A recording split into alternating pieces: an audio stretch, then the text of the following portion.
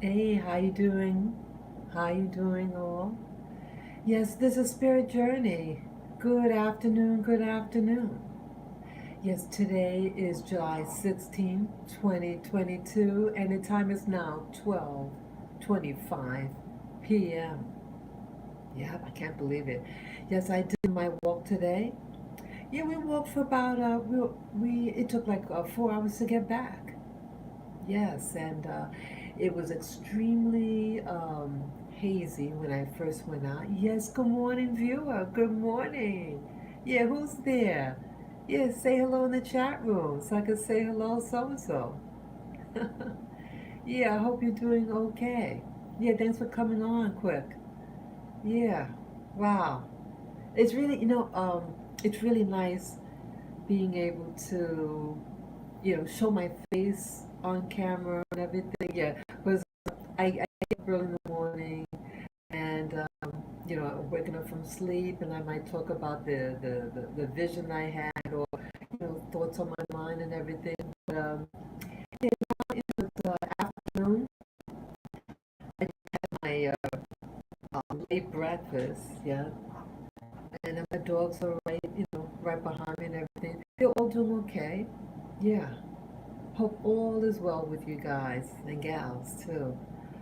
Um, yeah, I want to talk about some things. Yes, hello again, viewer. Yes, good afternoon.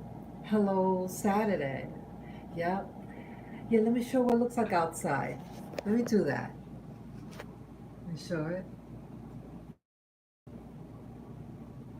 Yeah, look at that. It's gorgeous out there. It's nice.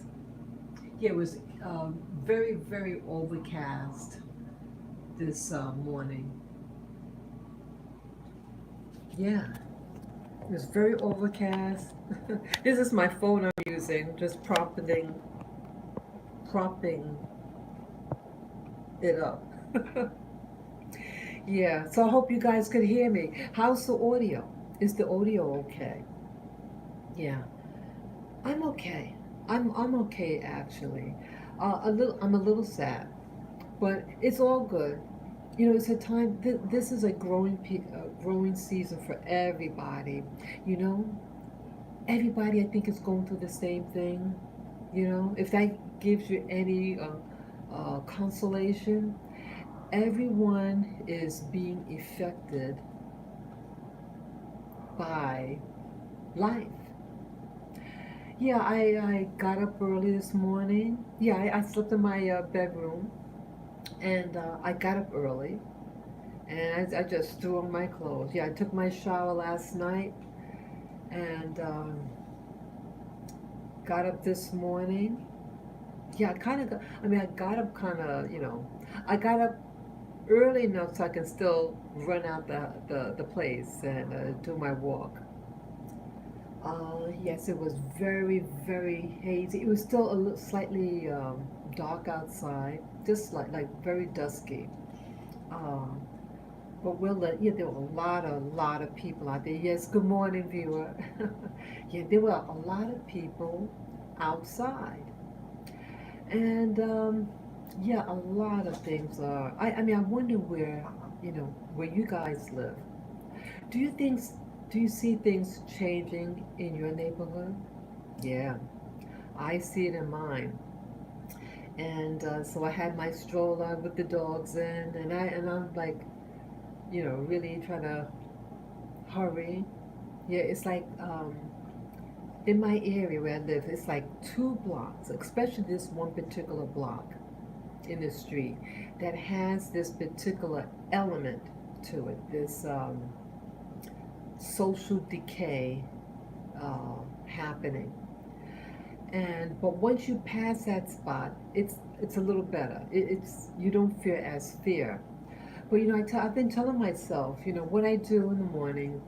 Um, I pray over what I guess you can call it prayer or giving affirmations over your life, over yourself, a word of protection, I should say. I do a word of protection before I leave this place. And then I just, remind myself, to stand tall and strong, look confident.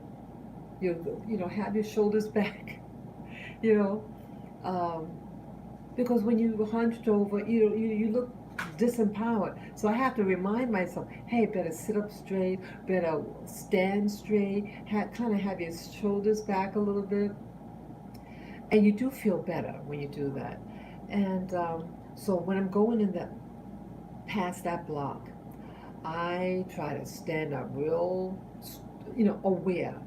Look aware of where you are. Look straight ahead that you're not gonna, you don't mean any nonsense. And once I get through, I feel more relieved. Yeah, it's really something else. Oh, real quick. Yeah, I was just watching some more videos and regarding Ivana Trump, Donald Trump's first wife. The coroner's office gave cause of death, and pretty much her friend was probably correct what happened. Um, excuse me. Ivana Trump was found on the bottom of the stairs, and her girlfriend was very concerned about these stairs. She was interviewed and to share her thoughts on her dear friend, and she mentioned how concerned she was about the stairs in her home and how it was designed. And so the coroner's findings was that she died from a blunt impact to the torso. That's what the words was. So initially they were saying that they found her in cardiac arrest and that she died of natural causes. That's not accurate. I mean that would have been interesting. That would have been something if she suffered cardiac arrest and then fell and had the blunt impact to her torso. But yeah, I just learned that maybe 10 minutes ago, just before I came on. And I started to cry for her. It's really something. When you get older, how you feel about death, um, you take it more personal. It hits you more. Yeah, again, when I was just growing up, um, heard of the Trumps, and she was in pop culture and everything, and people laughed with her, and so I'm very sad that she died alone. Everybody seems to really like her. Very positive news, and about her life. Um, so and I find that she does live here in New York, in Manhattan. So initially I thought, yeah, she lives in Manhattan probably. And then I said, oh, no, no, didn't she live in Florida? Well, yes, she lives in Manhattan. She lives not too far. She lives like a mile away from here. 1 mile away. It'll take me maybe 40 minutes to walk over there. 40, 50 minutes. And so, so this is a fellow New Yorker. A fellow New Yorker. And so, you know, I'm kind of like old school. I, I mean, it's like when I was young, I really didn't, really wasn't feeling it with some of the people here. I was just very insecure about a lot of things. Everything was new. Yeah, I'm from Queens, New York, but I went to school in Manhattan, and my job was here in Manhattan. So I became a Manhattanite. I love Manhattan now. I like a lot of things about Manhattan. It's my favorite place in New York City. What I like about it is the diversity. I feel safer. I used to feel safer here. In the outer boroughs, I always felt out of place, judge. It gets too neighborhoody, and so I didn't feel as comfortable. So but as you get older and everything, and you learn of other New Yorkers. Yeah, in New York City, there's not a lot. There's not a lot of New Yorkers that I meet. Most people are from somewhere else here in the city where I live. People that I interact when you go to the supermarket, many people from uh, other places. And again, nothing wrong with that per se, but it's nice when when you learn of someone who's old school, uh, and from here for many years, assimilated into the culture and everything. And so I feel like a part of me is has lost somebody. And again, I didn't follow the Trumps when I was a young girl, teenager, early 20s. No, not at all. But now you grow up, you see life what it is, and I mean, haven't heard any news about her for years. So it's like a retro. When I got the news 2 days ago on her passing, I feel badly. It's like losing someone from like losing a neighbor. And then she is pretty close, like a neighbor. We're from two different cultures. But she's still a New Yorker at heart, and she'll be missed by many, many people. And may she rest in power. Yes, yes, Ivana, may you rest in power. And oh, that just reminds me of something. Yeah, when I got to the park, I go to this meadow in the Ramble. I mean, the many meadows all over the Ramble, but this one particular meadow, I go in particular, my dog. Yeah, I was looking for my dog. Yeah, this one particular area that I go, and I named the meadow after my dog Lily. I call it Lily's Meadow. Yeah, I named. Oh, I got three dogs, and each one I named a little area, our favorite area. Well, I should say my favorite area, and I named it after them. There's Lilac. I'm sorry, Lilacs Creek, Lavies Creek, and then Lily's Meadow. Yeah. So it's all good. But yeah, I went to the meadow today, and one of the keepers, the groundskeeper, um, we started just talking. And in the conversation, he said that he's from Queens. And I said, "Wow, I'm from Queens originally. Hey, what? I'm from Hollis, Queens." Oh no, I think he gave it. Yeah, yeah. I said from Hollis, Queens, and then he says, "Me too." I said, "Oh no, wow!" And I said, "Well, I, what street? I mean, what?" And he gives an area. I said, "Oh my God, I'm 2 blocks away from you." 2 blocks, and we started talking for maybe 15, 20 minutes, no more than 20 minutes. It was a nice conversation, and it put a smile on my face. It made me feel comforted that, wow, there's somebody from where I was born, where I was raised. And I was born in another area of Queens, but this part of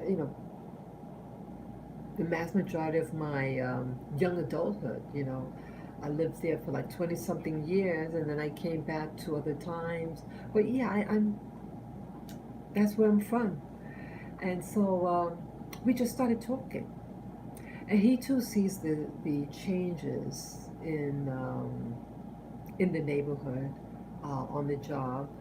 Um, yeah, we went to the same elementary school, the same junior high school. Yeah, he's one grade ahead. Yeah, yeah, he's actually like one grade ahead. But it was really, really exciting. I mean, that's really hitting home. How many of you, where you live, you're able to bump into someone and you're from the same neighborhood, went to the same elementary school, same junior high school, you know? And when you look at each other, yeah, yeah, he see like an who I would say, if I was to describe him, an older gentleman, so a mature gentleman. Um, so what does that leave me? Yeah, I'm not a young kid anymore. That's what it is. But he's in my generation, and it was a pleasure. And he's still living there after all these years. And wow, over 50. Yeah, he's from another part of town. Oh, he's from another section, even close. I mean, just as close. Um, just walking distance also. Yeah, I think it said Liberty. Yeah, Liberty Avenue. That's real close. That's like St. Albans. Yeah, that's real close. So, but yeah, he's from that area for over um, 60 years, 61 years, 62 years. How many of you could say that you know someone from way back? So I feel greatly comforted. It's like, it's really weird with me because at one point I was afraid. I was afraid a lot of people. I was afraid for people from my own community. There were things happening. People are people. If you know, when you look a little different, things happen. But when you become adults, you start to feel more confident about yourself. Kids will be kids, and you're able to really have better, just better communications. It doesn't bother it doesn't bother you as much, or of course you're older now. You're not gonna say or do certain things against somebody else, but yeah, it's like um, it's like a sense of family, a sense of community, and yeah, there's not really a lot of us here, and that could make me uncomfortable. Yes, good morning, viewer. Good morning. No, good afternoon. Good afternoon.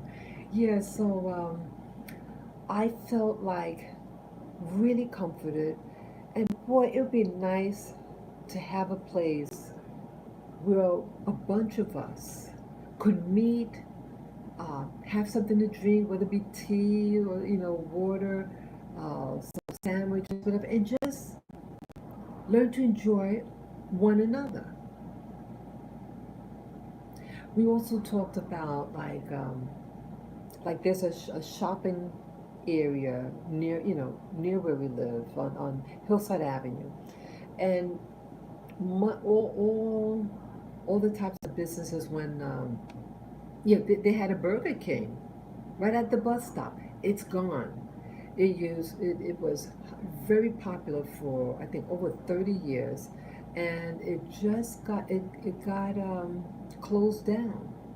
Yeah, slowly people stopped going there, and part of the reason why people stopped going there, well, now the area that strip on Hillside Avenue is now halal, and so I think they eat other halal food, and they're from South Asia primarily. The whole strip right there, and so people feel more comfortable eating food from if it's dietary laws and things like that. So they're going to be eating in their places, and so slowly, no one's patroning there, and so it shuts down.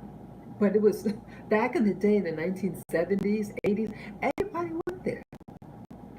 But see, now the black community there, um, not I mean, we have the bus stop there, um, but in that immediate area, not a lot of blacks live there. It's changed over hands, and it leaves an empty feeling in me. It's like, wow, where did everybody go? Are they safe? To feel like you're in another on another planet. And I never used to feel this way. I mean, I didn't feel this way. I mean, I was growing up in my from my teens to my 20s. I was always surrounded by all different types of nationalities, and it wasn't an issue. But now things are getting more competitive, and when you're no longer uh, Black Americans was the second largest group, But now we're not the second largest anymore, and so the number of people from other places is picking up, and we're going down. Black America here in New York City is going down. Ownership is going down. To be able to afford the homes here, um, it's out of reach. Um, the educational system for blacks and West Indies in this area, Queens, it's just, see, now they don't have high schools. They have another term. Um, it'll come to me. But yeah, so it's not like when you graduate there, you're not graduating with a Regents diploma and are college bound. Now it's just, okay, let's try to teach them a trade or something, an alternative education. But it's not really benefiting the graduates, the blacks and the West Indians that go to that school. And I'm sad. The schools, it is what it is. But you have some nationals who are doing very well, and it's by design, and that's what kills me. So when I saw this individual, I was I felt comforted. I didn't feel as alone, you know. Um, yeah, and then I left the meadow, and I was becoming very I was like talking within myself, you know. And when I did so, I wrote down some things, some thoughts that came to my mind. Yeah, I'm trying to see, you have to be your own therapist. And believe me, I've been to therapists. But it's up to you to really, you have to examine yourself. You have to answer, you have to be able to answer the questions honestly about yourself. A therapist could help you discover or admit certain things, but you have to learn to be honest about yourself. And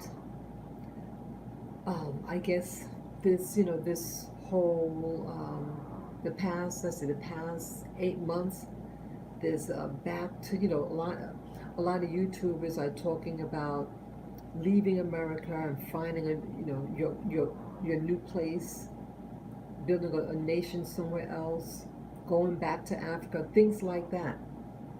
But you have to really be honest with you. There's nothing wrong moving.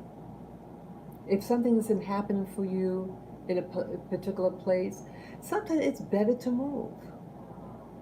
I can't change the demographic where I come from, or even here in the city. It is what it is. It's always evolving. Life is always evolving. That's what I'm saying. Life is always evolving, and you're a part of it.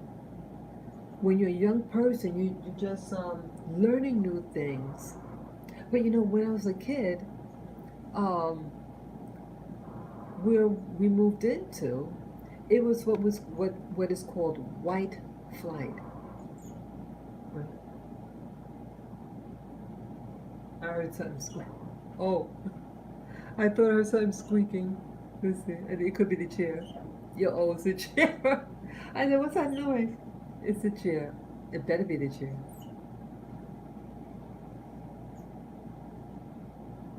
Boy, let me check.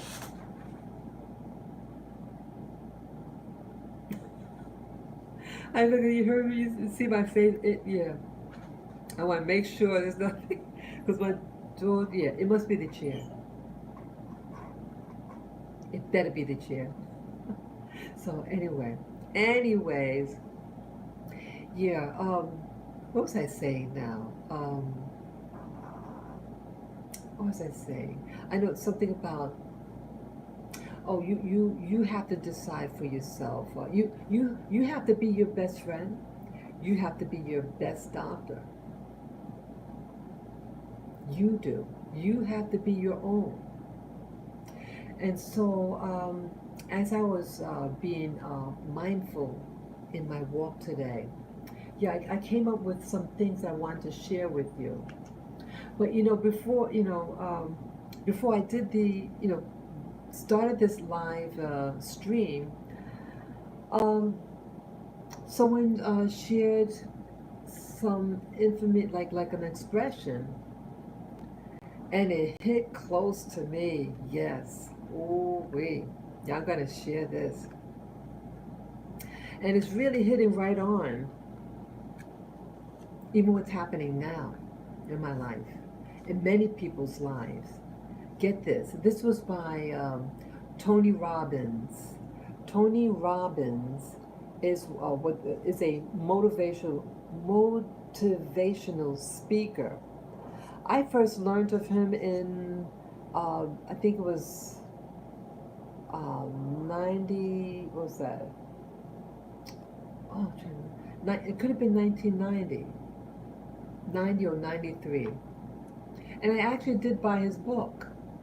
Yeah, yeah, yes, about 1990, 93.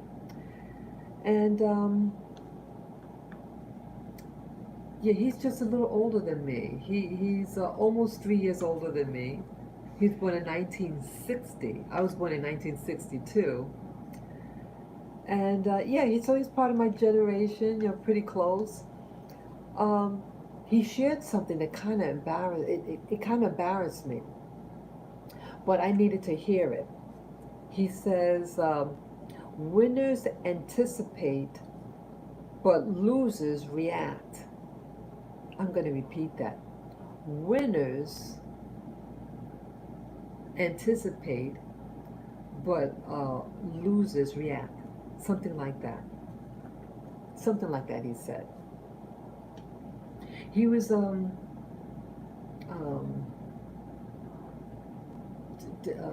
explaining the mindset of people like the rich, and how they stay rich. It doesn't, not necessarily they were born into money, but people who are really wealthy are people who are self-made, pretty much self-made, or given an opportunity and they run with it. They're able to anticipating trends, anticipating, oh, okay, the weather's changing right now. We have to change the direction of the company. Even though I want to go here, but I anticipate this happening, and so we have to get on with it. But people who fail to anticipate what's ahead, um, they're reactive.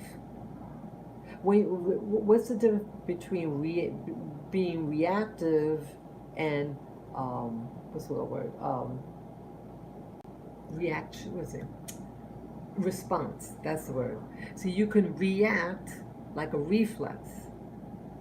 Reacting is like a reflex. It didn't require real thinking. It's spontaneous. But when you respond, having a response is something that's you think, analyze, and then you do. And that can save your life, save your situation. So, yeah, it was embarrassing to see that. But yeah, isn't that something? You have people who they're not born into money. They know that they want, they're really focused. They did all their homework, and they're able to think ahead. They think ahead. They anticipate, or maybe they gather information to get, they need information, so they gather as much information, and then they do something. They don't react. They respond. They respond to the stimuli that's out there, and based on different data, they say, okay, I better do this. I better invest in that. And they make a mega bucks, right? Or the guy, what's his name, on Amazon, he started off real small. He wasn't a rich guy. He started selling books I think online, and people were making fun of it. Why would you want to sell books? No, no, I think it was a story, something about books. He started out with books. He's one of the richest men on the planet. He had a vision. I get someone like him would have to have some type of vision. He had an idea, and he took it, and he's one of the most economically empowered people on this planet.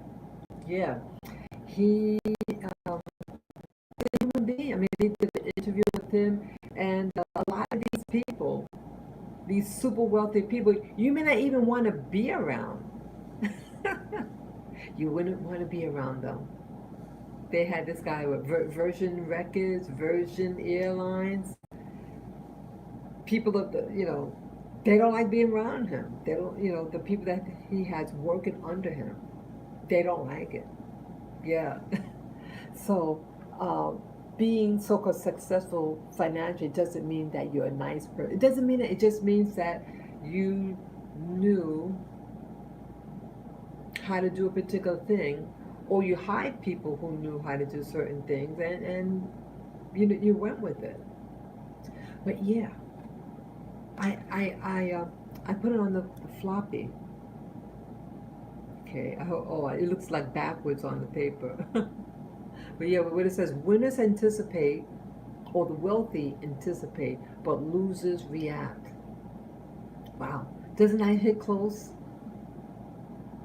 I felt reactive today. That's why it hit me kind of hard. I was really contemplating, being mindful. I was thinking and getting emotional. And I think a lot of women in particular, we are emotional beings. We feel things. I'm a very feeling person, from here. I'm emotional in that standpoint. I feel my feelings, and so it affects me. But I felt a little reactive. I even felt like, um, with this movement that's becoming so popular over social media, that's been on my mind lately, um, about moving. Yeah, I feel like I want to move. I feel like I grew this, and I love my apartment here. It's a one-bedroom apartment, but I feel cramped here. And I did throw out about one-third of my stuff, but I need more room, and I feel a little edgy. I mean, I feel comfortable in the sense that I feel safe inside this door, inside this room. Um, I've been here for 19 years, over 19 years, and I'm a little spoiled by a lot of amenities to live in this area. I mean, it's I don't need a car. I've had a car in the past. I don't want it again. I don't want a car. I don't want the headache. Um, and I don't want to. I don't want to react. You know, like the thing says, to react. I don't want to be a loser and be just reactive. I want to learn how to respond by these cues. You have things that happen. I want to do a right response to an event. You cannot stop things from happening per se. People are going to do what they're going to do around you. And some things have nothing to do with you. It's just something that is, that occurs around you. And you have to decide for yourself. I have to decide for myself what I'm going to do with regard to that information. So I've been seeing things on the internet, and I feel some of them I think are legit, but some of them I feel they're not really being honest to the public, with the audience that watches them, and that they're not really fessing up to what's really going on with the move. You have people who watch these YouTubers. and they're looking for answers.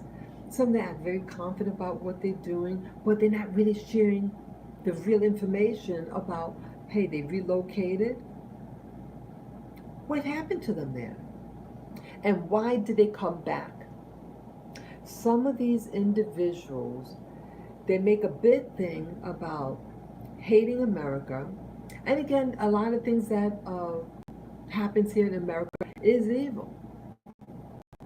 A lot of bad things happen here in the United States, but it's still my country. It's still my home, and there are a lot of great things that happen. I have to keep my neck, my neck straight.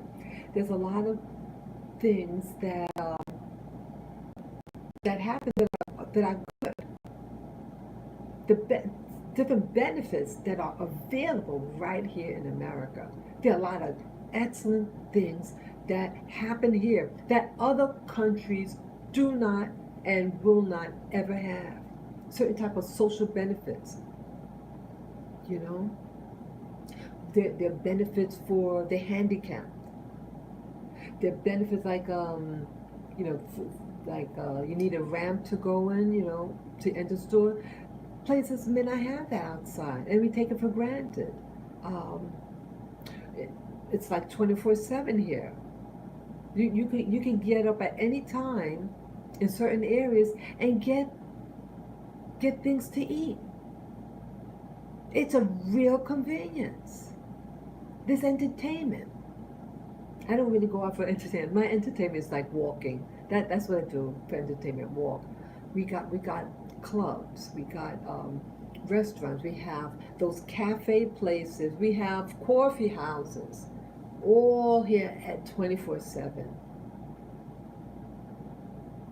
I love that. I mean, I just like that it's available if I wanted to. You know, I like being at nighttime. I like being in my bed or watching something on my computer. That's me.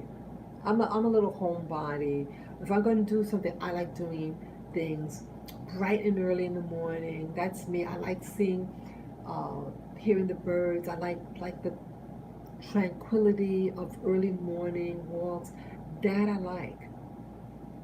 I don't really like hustle and bustle, you know, that negative energy. No, I like things simple, laid back. I like the different foods, you know. Well, I used to really like the food, but the food is changing too. And the pizza, yeah, I'm picky about pizza. Um, I found a pizza place though that I tried it twice recently, and so I think that would be my new pizza place. Yeah, I'm really particular. Yeah, I'm really picky about pizza. Yeah, I get really like territorial about my pizza. Oh, they didn't make it this way. They should make it that way. You know, I get all person. You know that like they're not making it how we used to eat it back in the day. But you know, everything's changing, and you have to say to yourself, look, this is not 40 years ago. I have to move also with the times. Yeah, I have to move forward with the times.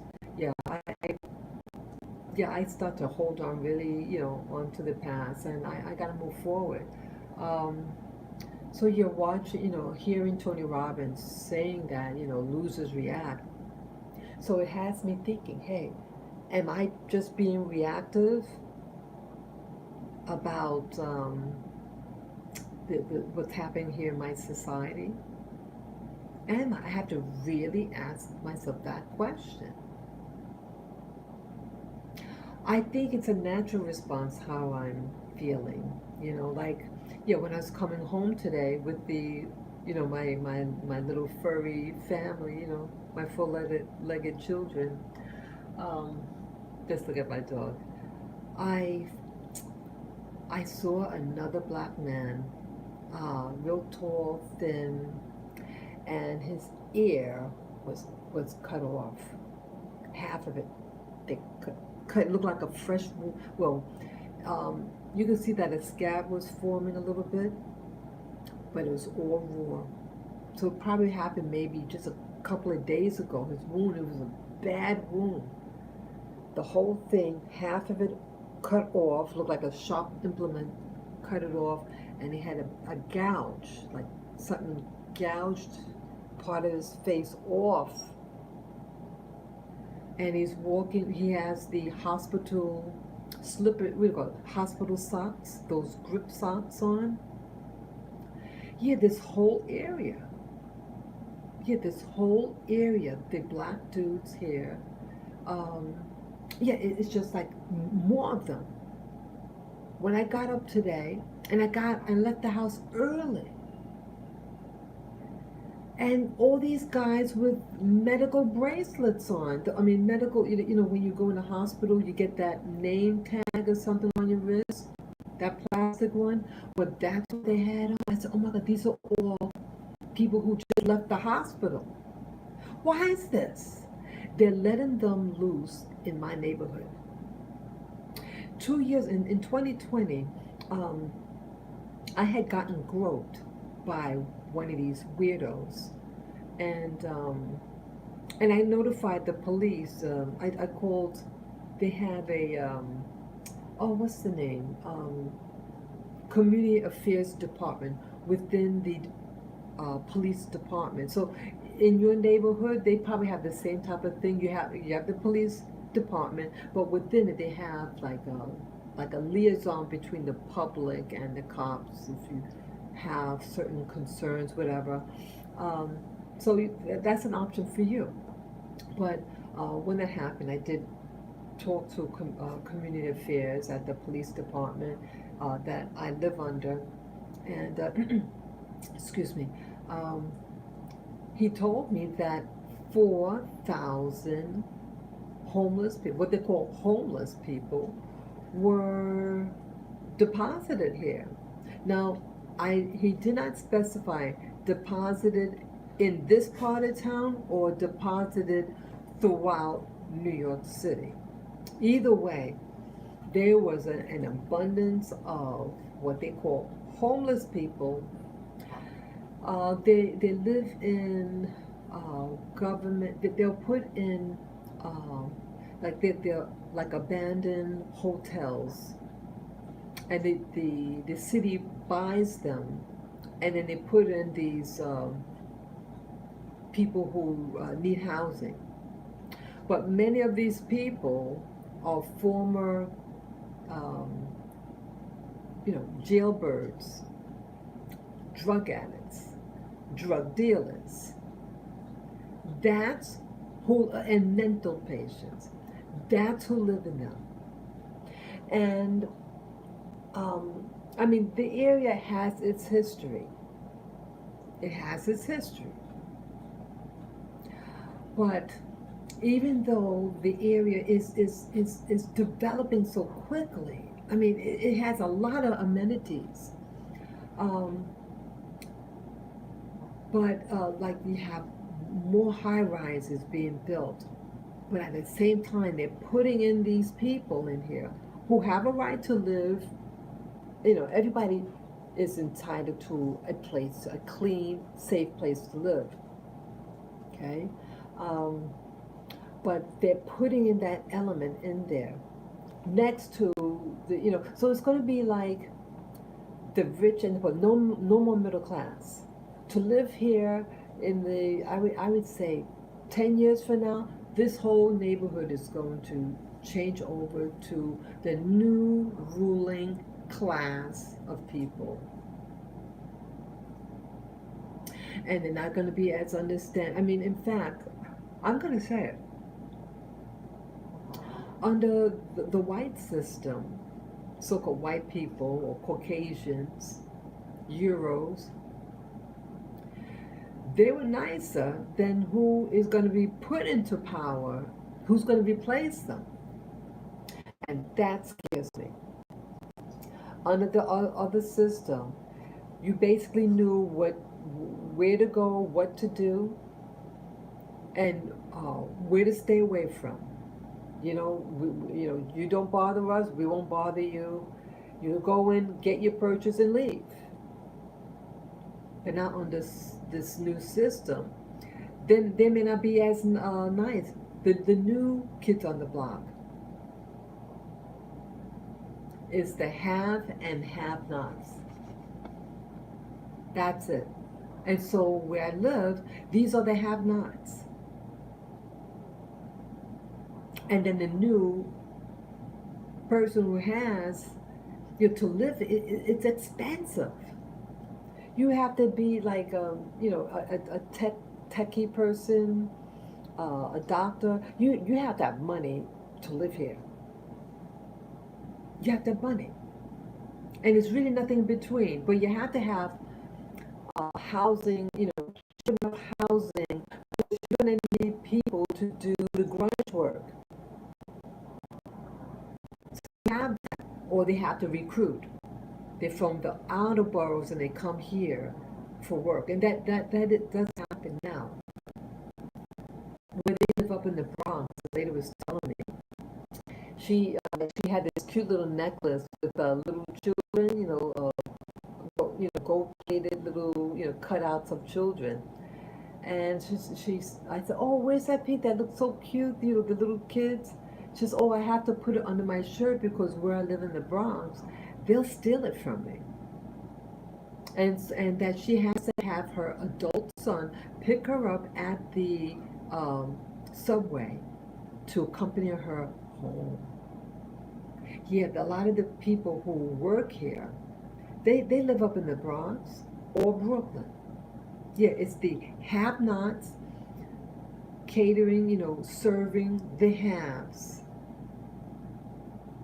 I benefit living here in the sense that, if I wanted to find a really nice store to eat in, I could find it, you know.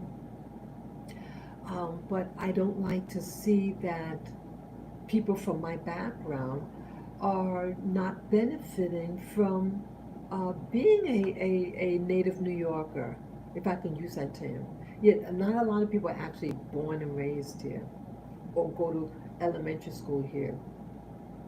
So I feel like, wow, what's going on?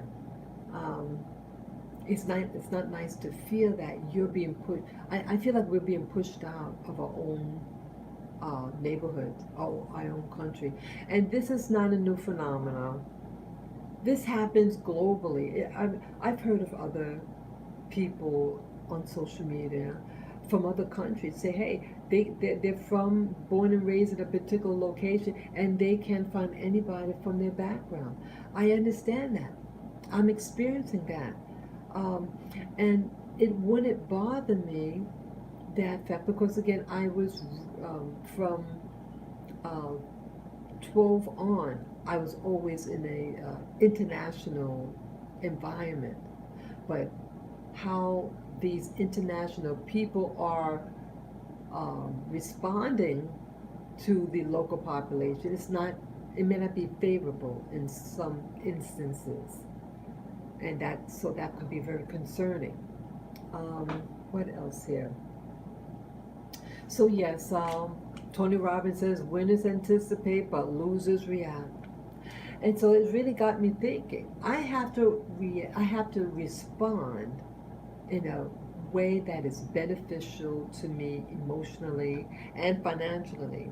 And part of me felt very edgy, and I have to do something quick. I have to really stay calm. I have to learn how to stay calm, and yeah, because things are.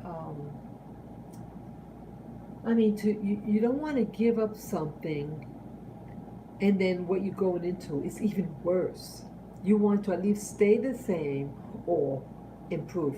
When I leave, if I decide to leave here, I want to leave for something that would be beneficial for me financially, emotionally, and health wise. Yeah. So when I was walking today and contemplating, have a lot of things on my heart, I came up with some things that got me thinking. Um, I wrote down, yeah, this was at 6:40 a.m. today, so this is quite a while ago, over 6 hours ago. I said, expect anything from anyone. You ever feel like, if you're only uh, born into a certain situation, if you only had this, or if you had that partner, or you think if it was something else other than yourself, you haven't made, or well, that's what happiness is, right? So I realized that was far from it. Expect anything from anyone. If you expect, if the act of expecting anything from anyone, then there's no real surprise.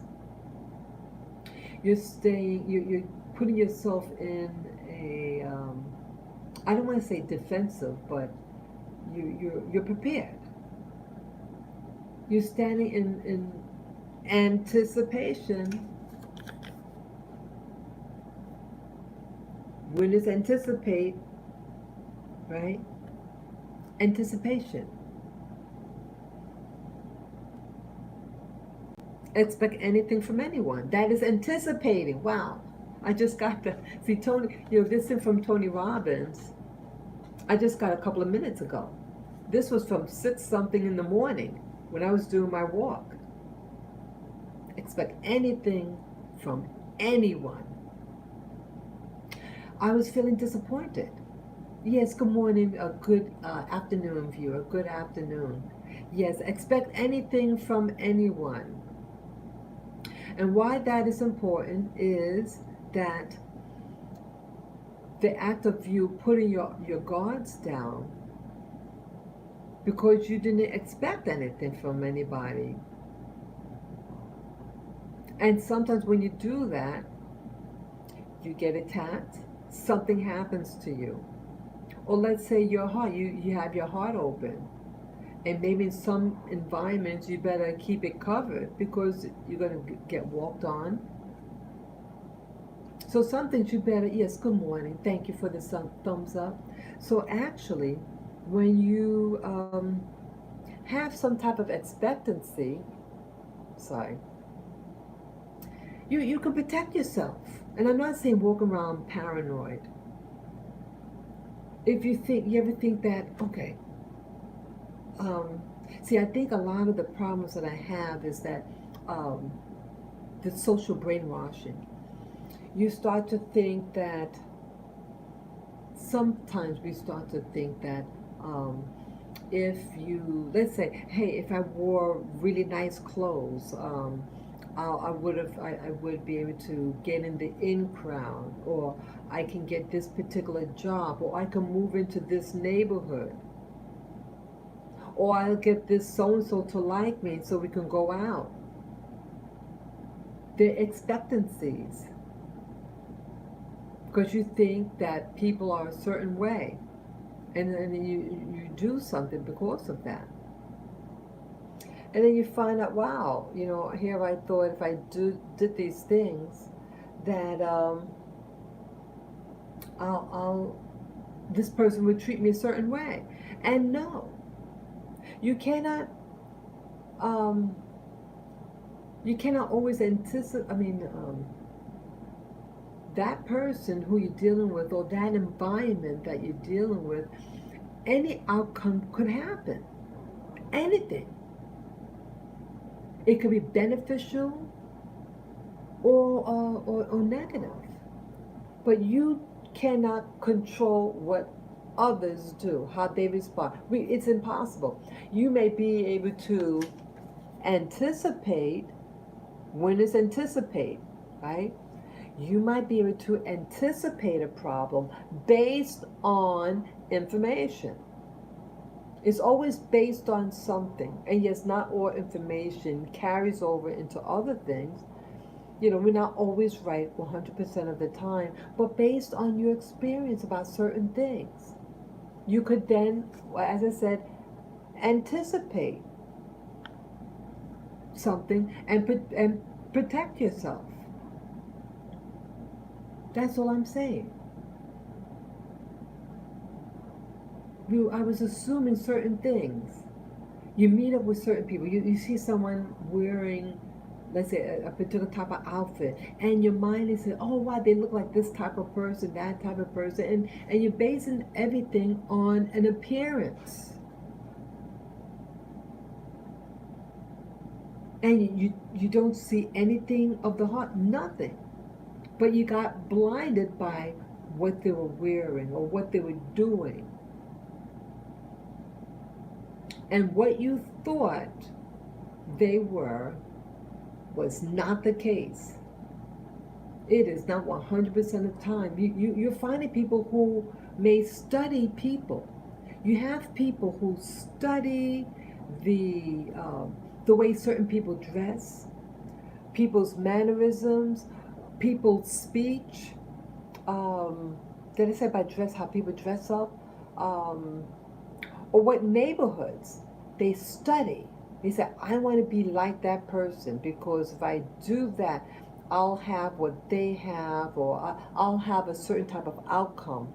I'll live a certain type of lifestyle. Or if it's to be my friend has to look a certain way because we're going to be walking side by side, and I don't want people to look beneath me because who I'm walking with.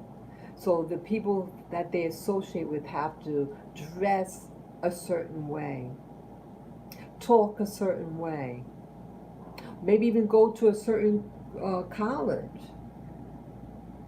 And you think this will keep you safe, this will keep you at a particular status. I'm going to get some water. It's right behind me. Sorry, baby. Yeah, I have my distilled water. Yeah, I'm trying to drink water. Yeah, I'm getting better at it. I figure now if I have the water right next to me, I'll get more water in. Yeah, I have a bad tooth, and I don't want them to pull it. I got information from a doctor online.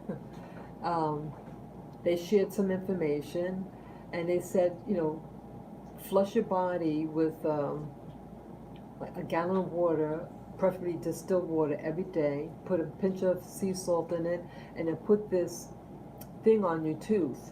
And to eat cow's feet, make like a soup of cow's feet, and it'll build up your gums and the infrastructure here, and mineralize your teeth and remove the decay, any tooth decay in it, and heal it. So that's why I'm doing this. Let me get some water.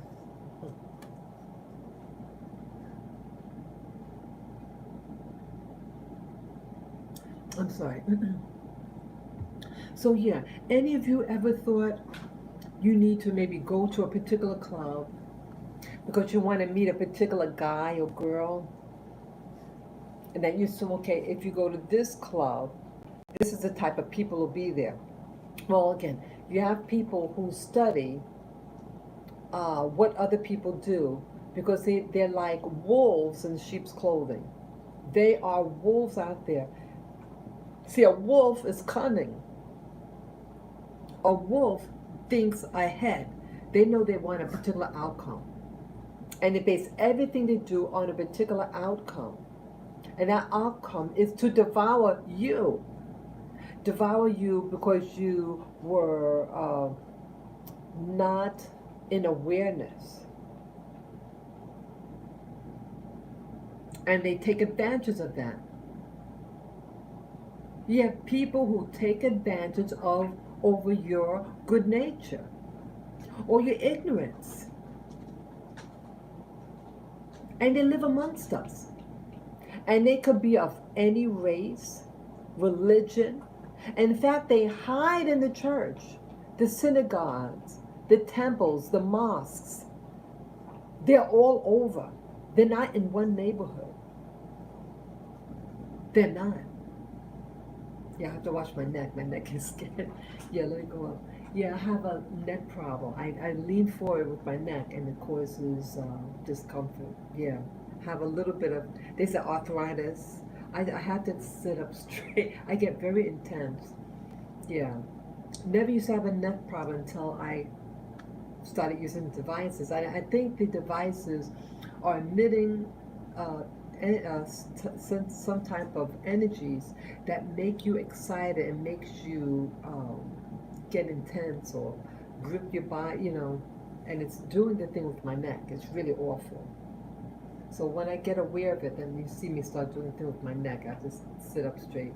So um, yeah, you have predators out there. You have wolves in sheep's clothing, and they study you.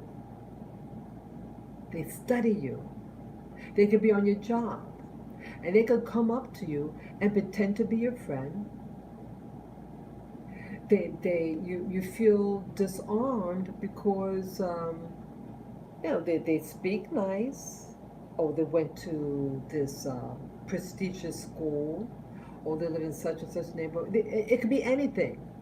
They know human nature. And that's what makes it embarrassing to me regarding what Tony Robbins says, that losers react.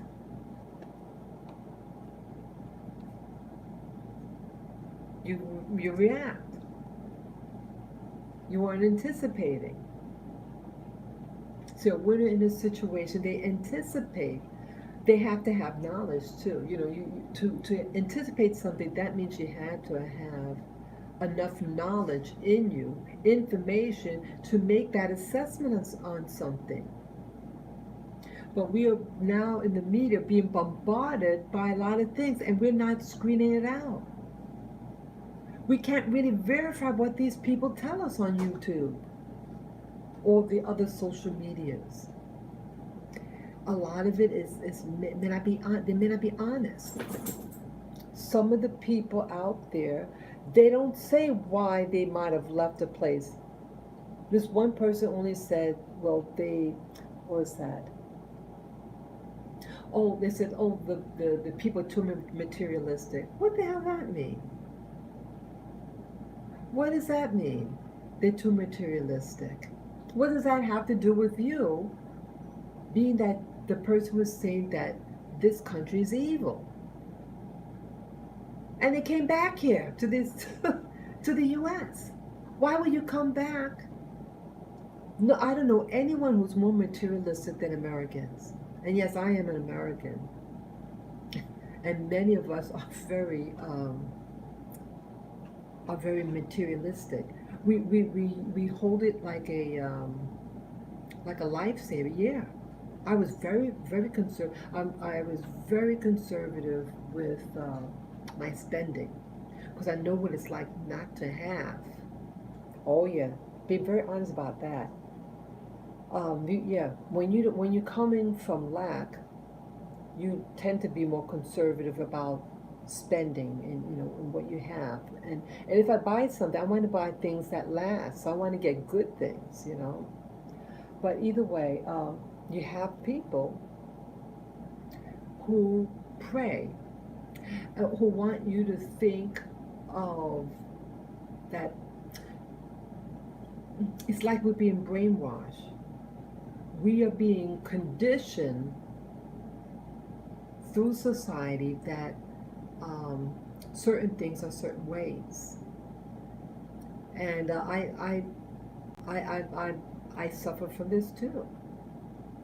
I assumed someone might have been. I was hoping that this person that I met was a certain way, and I let their looks influence me. I did it twice. I did it twice. I did something earlier this year, 2 months ago, really based on their looks. And this other person about a year ago. And I'm a little embarrassed because, in essence, that's all what it really is. Saying because of what someone's appearance, you thought or you overlooked. Yeah, you might have thought someone might have been a certain way. Your imagination starts racing that, oh, they might be like this or like that. But it's like a glamour, romanticized thing. But it wasn't based on evidence. Anyone can put on anything.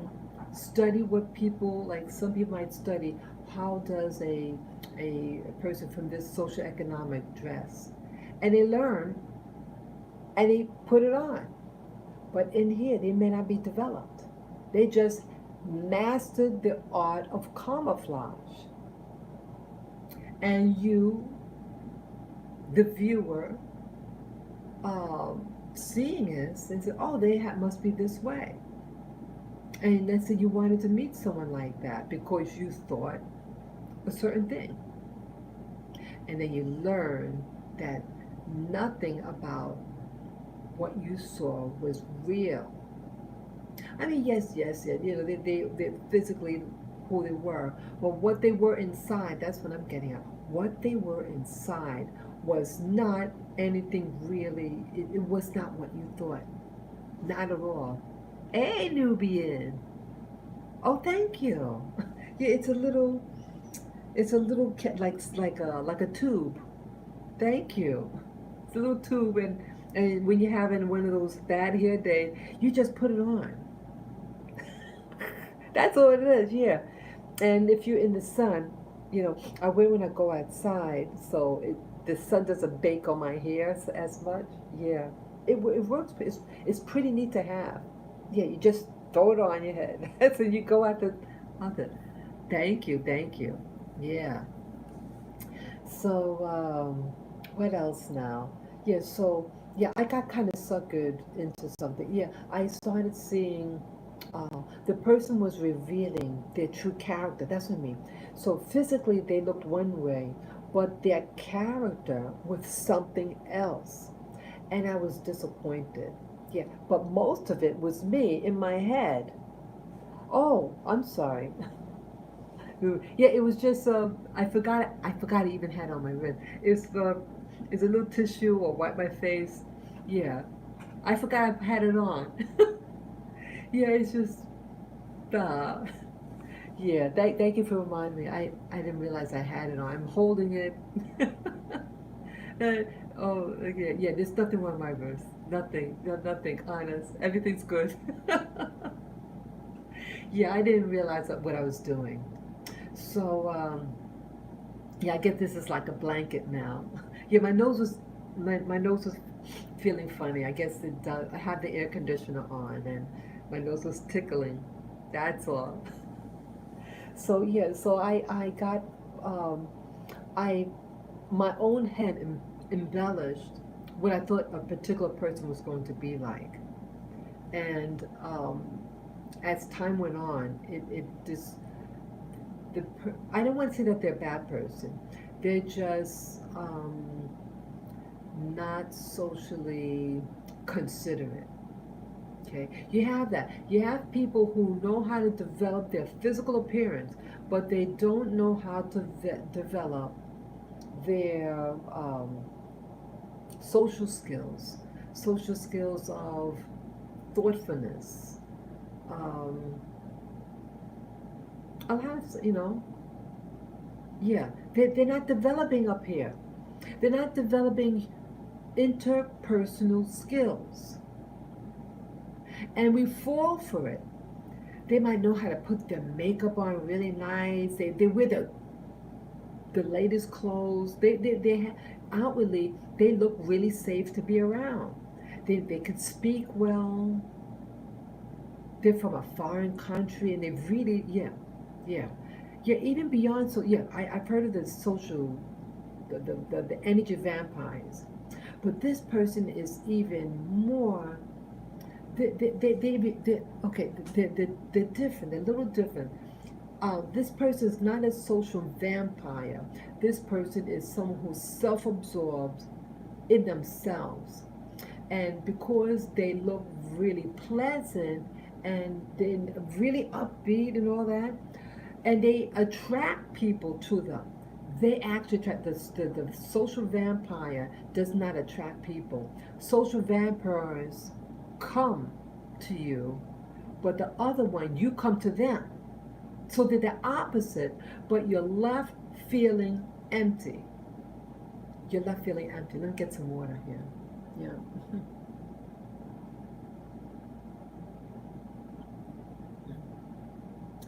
Yeah, you're left feeling empty. And when I saw the first sign, I felt defensive. I said, "Wait a minute." So I said, "Let me protect my heart. Let me." I see a pattern. I see a pattern, and I didn't expect that. And then a red flag.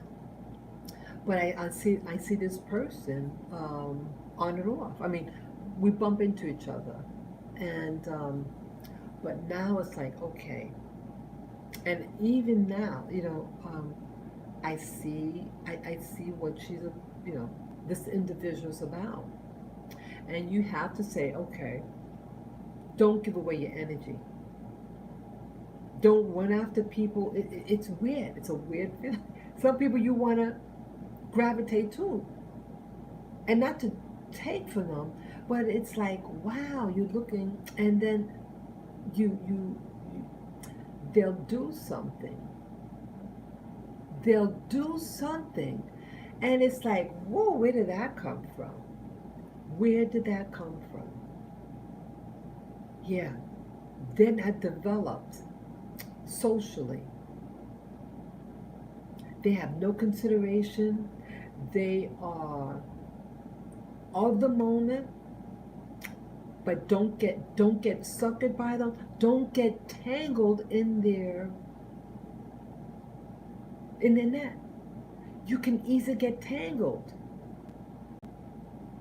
They're always still on themselves. So yes, yes. It took maybe, I think, by the third or fourth time. And again, you don't have to be around this person for long. It comes out. And so when it happened, I think the first time I said, okay. In fact, I try to avoid being around a particular area in town. So I won't see that person because I felt something. I said, wait a minute, I sense something. Um, this person is a certain way. Then I eventually go back in the area, just, and boom, they'll pop up. They can be socially, very friendly and very what might appear considerate, and then whammo, the selfishness,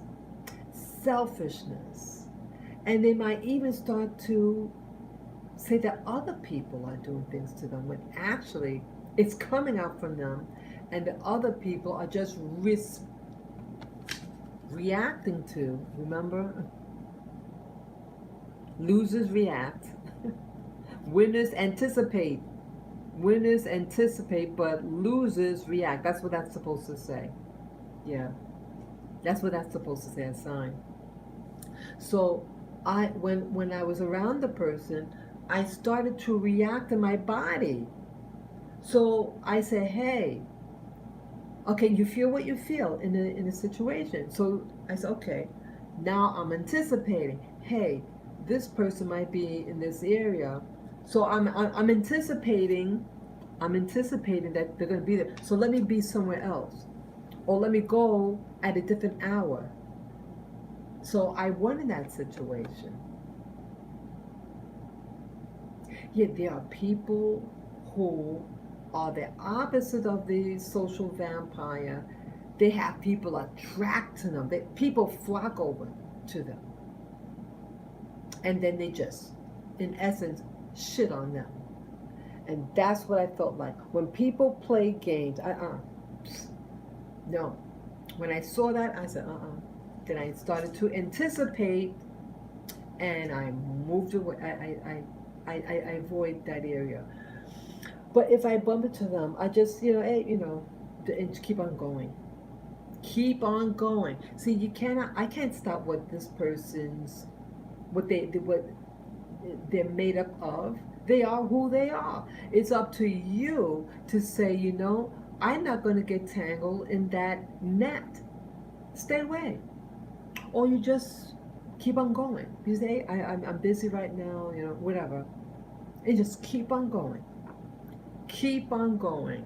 So you're not reacting, you're anticipating, and you say, when that situation occurs, you're going to do this or that. Yeah, we're all going to be exposed to certain things, and we may not know what to do at the time, but then um, as you learn from these new experiences, you then say, okay, I'm going to anticipate this, that this person might show up, but I choose to do to respond in this manner, and you win on top of it. You can't change what other people do. You can only modify or manage your personal livelihood. That's what we're being tested on. We're not being tested on that other person, like he, she, or they. We are being graded by what we do. So, yeah, I needed to share that. Yeah, yeah. So, Nubian, I was um,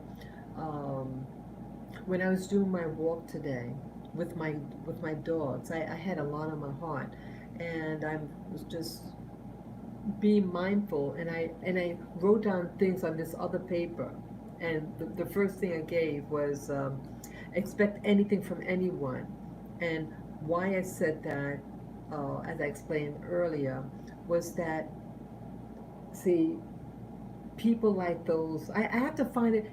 Nubian, what term would you give people who are the opposite of a vampire? You're left feeling empty. You know, the vampire comes to you, but what do you call the person who others come to and get zapped? What are they called? Yeah, yeah. Anybody know the perfect name for them? Yeah, please share it in the chat box. So yeah, um, yeah, they expect anything from anyone. Drama seekers. Oh, yeah, yes, they do produce drama. Yes, I have seen that. Yes, they did share a drama, or people become dramatic around them because they're left feeling frustrated. Like, hey, what's going on? Like they're playing games. They become teasers. They know what you want. They make you think you're going to get a particular response,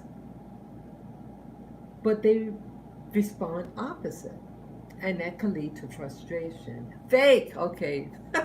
Yeah, okay, fake.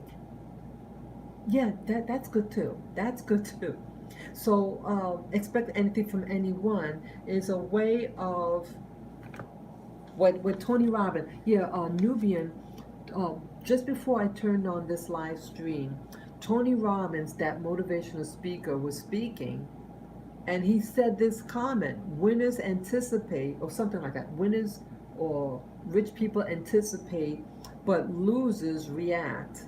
And it hit me close to my heart because I felt like I was reacting emotionally towards something that was pulling down my spirit. And I who wants to be a loser? You know, I don't want to be a loser. um, so I do need to uh, to anticipate more, but I need to know how to respond. I need to learn how to respond. We can all anticipate, is what do you do when it happens? That's the real test. What do you do when it happens? You can anticipate, and then the thing in question happens. How are you going to respond?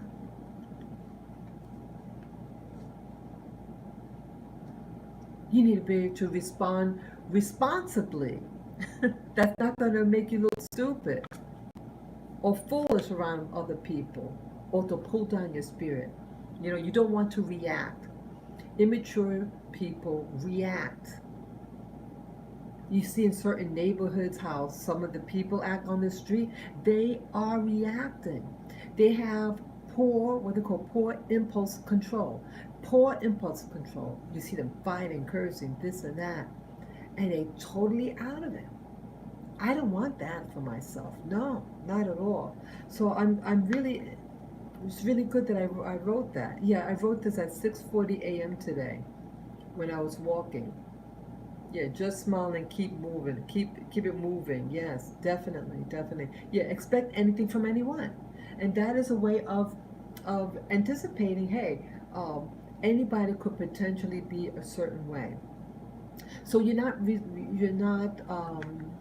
caught off guard, so to speak. Um, and then the next thing that came to me was um, be love. Be love, never follow it. Oh, it's backwards. Be love. Be the love. Like, you ever say to yourself, okay, most of the time you can feel what they will put out. Okay. Yeah, yeah, yeah. Um, I wrote that be love. Like you ever feel like you feel something empty in you and you feel like you want something. You want affection from another person. You want love. You want a boyfriend or a girlfriend, right? You want money. You want you're in the wanting mode, yearning mode. Because I thought about that because like as I was walking in the park, um, that I do a lot of things independently from others. I was always this way. And sometimes you might say, oh boy, those people have all those friends or all this and that. You know, a lot of times when people are in groups, they may not like each other. They don't have to like each other. They may like maybe the person has a car and they want to go to a place, so they join in with them. Discernment, yeah, we have to pay more attention to our discernment. Yeah, yeah, I had no idea this person was going to be what they were. Oh, my neck again. Yeah, I saw a veneer. I saw a facade. They've learned, there's nothing wrong having presenting yourself physically a certain way, but you have to be able to carry it, or you might stumble, you know, and um, yeah, you have to be careful, but in the meanwhile, it's okay to present a certain way, but develop inside too. And also, it does help. Like sometimes when you dress a certain way, you feel good about it. You feel more energized. There's nothing wrong with that. You take a nice shower. You might put on cologne or perfume, maybe a little lipstick. You're presenting yourself. It does add to you. It does make you feel good, and nothing wrong with that. But in the inside and outside should match. The inside and outside. Be real to yourself. Or sometimes you might dress high. Maybe you feel down, but you dress in a way to force yourself to feel a little better. Nothing wrong trying to make you feel a little better. And then when you come to grip with it, and then you encourage yourself and say, okay, it's okay, everything be all right, things like that. But so it because see, when we walk in life, we walk with ourselves. We walk in our own skin. We are who we are. And each one of us, including myself, will appear a certain way to certain people. We have all different attitudes or, presentations. Um, and so you can't, again, you cannot monitor what other people are going to do. And I was feeling like, boy, if I only lived in a different place, maybe I'll have a different outcome. But that may not be the case because I cannot determine or I cannot um, influence what other people do. Other people have their ability to respond or to be reactive towards a stimulus or stimuli, right? Anybody has that quality in them, like myself or you. We all are the same way. So I cannot guarantee you how that person is going to react or respond, and I spend all this money to go in a new location or um, a new job or new neighborhood, and I can get the same results and come out poorer because it costs money to move. It costs. So I was thinking, I said, wait a minute. Everything I'm talking about, like it's about something outside that I'm to want or crave that thing from outside in to make me feel good.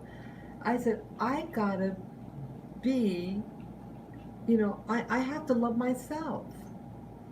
So I said, rather than looking for love, be love. I'm going to repeat that. Rather than looking for love, be love. That love be emanating from you. So even though you might be in an environment, no one's paying you any mind, no one cares about you, maybe they're even rolling their eyes at you, maybe you're jobless, maybe you're unpopular, maybe your particular background, and people don't like people of that background where you live. But either way, if you be the love, then you're not seeking it. And so, yeah, and I said here, yeah, be love, never follow it. Never follow love, but to be the love inside. I say, wow, wow, you're not craving. You're just being. And I said, wow, I need that. I got to take water for that. Yeah.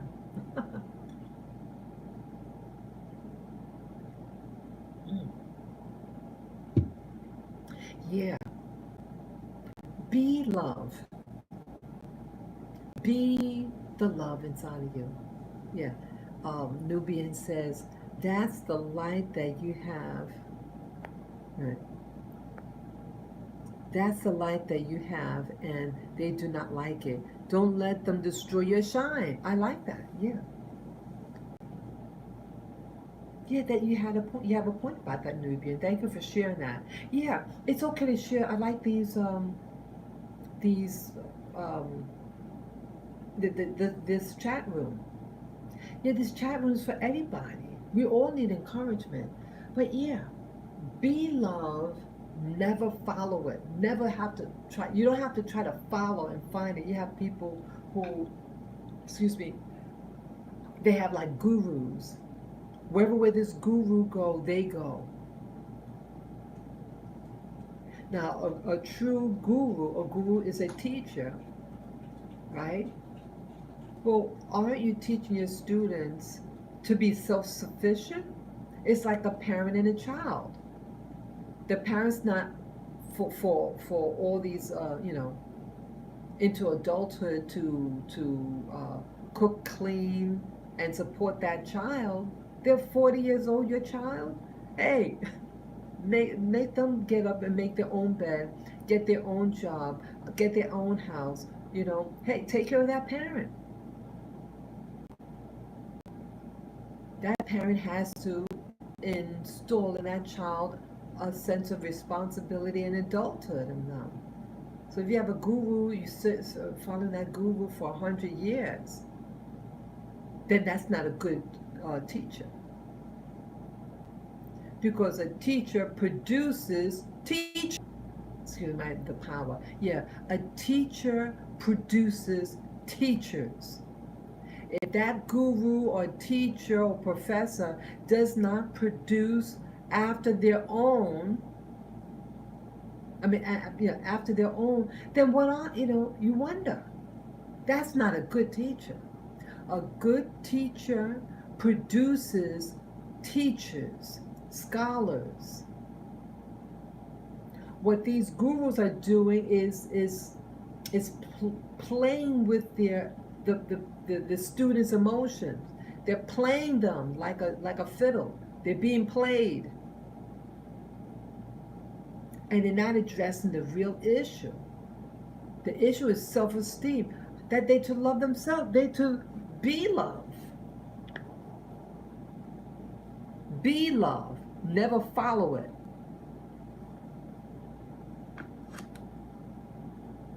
If you be the love, then uh, you don't have to go find a guru, a boyfriend, a girlfriend to fill it.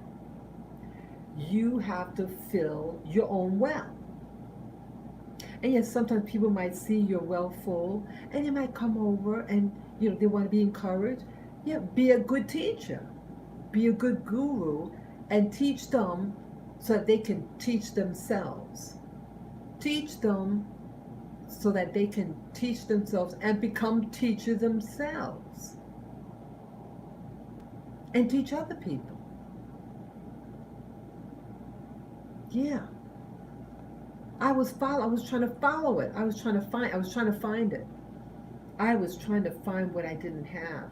But we could all have it, I think. I said to myself, well, what can I do? I said, something. I said to myself, this is a beautiful environment, this park. And I said to myself, I like it. I like being in nature. I like the green grass, the trees, and the state of being in harmony with your environment. It's beautiful. I said, this is love. I feel love inside. I feel full. I feel satisfied. I feel content in my own skin. I'm not yearning outward. I'm just in the moment. And it's like, wow. It made me feel good. When that realization came to me, wanting, and you're feeling more and more empty, I said, wait a minute. Why'd I have to go try to find it? Why can't I just be content in myself, what I have now? Why? So I said, wow. And I felt calmer, and it made sense. It could sneak up on you.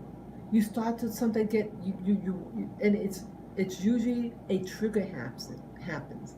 You get triggered by something. It could be something that you've seen, heard, or felt, or ate. Any one of those things. And then it makes you feel like, oh my goodness. Feeling of inadequacy, feeling of abandonment, emptiness. It's a horrible feeling. I don't like feeling empty. It's a horrible, horrible feeling. Yeah, something could have been zapping your energy, yeah. And you say, wait a minute. Be in the now. Be in the now. And then go out in nature. If it's safe for you to do so, hey, you go out to a park, a nice safe area for you to just relax in, and if it's safe to close your eyes for a couple of minutes to just breathe in that air, and you could give thanks to the universe. Yeah, you start to feel better. I started to feel a little better. Yeah, a lot of us, and also why I started thinking about that is because, see, I was thinking about moving. And I'm thinking about, hey, maybe it might be better somewhere else. I mean, everyone has to make their own choice about where you want to live or not, Some things, it gets dangerous out there. Some places absolutely dangerous. I saw on the news, on the social media, someone walking in Queens, like I'm originally was born and raised in Queens. I live in the city. Yeah, this is Queens, New York. But someone who is, where they're walking? Oh, Far Rockaway. I used to live in Far Rockaway, actually. It's one of the most dangerous areas in New York City, actually. And someone was just walking with a 2-year-old and an infant. The infant was in the stroller, and she got hit with a bullet. And another person nearby got hit in the arm. They're okay, they're in stable condition. They said, could you imagine? Wow. Yeah. So so what I was getting at, that things could happen anywhere. And as I said, if it's safe, if it's not safe, like Far Rockaway, Queens, it's not a safe area. It has a lot of violent crime, meaning gun crime, gang warfare, things like that. Armed robbery. You get the, yeah, that is awful. The lady, yeah, they're minding their own business. That neighborhood's not safe for them. It's not safe for them. I mean, I don't live in that area, but I'm living here, and there's activity. Yet I stay indoors. I try to go out at an early enough time to beat the heat, um, to beat the riffraff. And I stay here, watch videos. Yeah, I got work here to do. I gotta clean my place. I have to put my clothes up. I did laundry and I still didn't put my clothes away. I have to dust in my bed. Yeah. Another thing, living in a clean place. When you live in a clean house, you feel better. You do. I have to. They're doing construction nearby, and when you keep the windows open, a lot of the dust and stuff, and then bringing in the stroller from outside, it tracks dirt in your place, and dust. I have been doing my room today. Oh, very nice. That's very nice, Nubia. Yeah, yeah, living in a clean place. It helps you, you know, organize your mind. I think what happens, the state that you're in is the state where your home is. So if you have a disorganized mind, you're gonna have a disorganized room. And so I have to put some order in there, in that room, and fix it up. I may have to throw out stuff. See, that's where baggage comes in. If you got baggage, yeah. I have a lot baggage here, and some things I pretty much have. Yeah, I think I want to get rid of a lot of stuff. Yeah, it's not enough room here. I want more room. I want to feel open. If I wanted to do exercise in my room, I want to to be able to lie on the floor, do some exercise and stuff like that. You know, so I got to do it now. I want to fix myself now. I don't want to wait till I go to another location to fix myself. I want to fix myself now so that if I still need to move or want to move, then I know what to do over there because I'm already fixed or, in better spirits. I don't want to wait until the future to fix myself. I want to fix myself now, you know? So yeah, I have to organize in this room. I have to organize my place here to organize my mind. So I might have a better understand what to do. So yeah, um, yeah. So I think that's what made me think about that, about being loved. That I can go to another place. I have to deal with then other people. They may not speak my language. They might have a different religion. And again, I'll be a foreigner. And yet, a lot of people from the black community, they talking about black unity and stuff like that. But we're all different things. And it's not fair to say that it's just a label. A label. Some of us don't even want to have the black label. I don't blame them. It's a label that was designed to hold us back. But go beyond labels. Be you. There's some people say, oh, I can't do that because my race says I'm not supposed to do that. Or my religion, and they put limitations on them. If you have an interest to do something or to go to a certain place, or maybe to learn a particular instrument or listen to a certain type of music, but your culture or your society is saying you're not supposed to enjoy that or listen to that or do that, you are limiting yourself. You have a right to explore. Yeah, that's called control. It is control. Exactly. And I'm tired of being controlled. I'm tired of that. I want the freedom. Yeah, if I leave here, I would have to be starting all over again, and it might be something positive. It could end up positive, who knows? But it really got me thinking. If I'm leaving because I think that so and so is going to like me more, they might hate me more. I've lived in other places before. I've picked up left. I left those two other times when I did that. I left for economic reasons. I needed to leave here because there was no jobs for me. Yeah, not if, but when. Yeah. Yeah. Yeah, I needed to make that decision. For me, it was economic, and I needed to support myself. So I felt forced to move. But now things, it's not an economic reason now. Now it's more social. It's dirty, and more social decay. Yeah, Nubian, I had mentioned earlier, when I was coming home, I saw a black man. He could have been maybe in his 30s, late 30s, and his whole ear, it looked like a recent wound, like the past week. Half of his ear was cut off, but with some sharp implement, and then here was gouged out. Yeah, yeah, yeah. That's why. All right. Oh wow. Yeah, I thought about interesting. Thank you for sharing that, Nubian. Yeah, I thought about West Virginia. Yeah, I kid you not. And he had on his hospital socks on.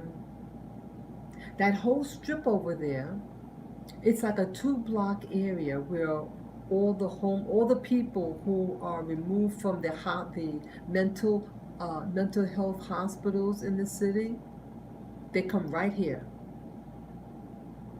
They flock over here. And you also have the drug dealers. Yeah, the problem is not so-called homeless. Homelessness is a symptom of their problems. They do drugs. Why do they do drugs? They live in a society that hates them.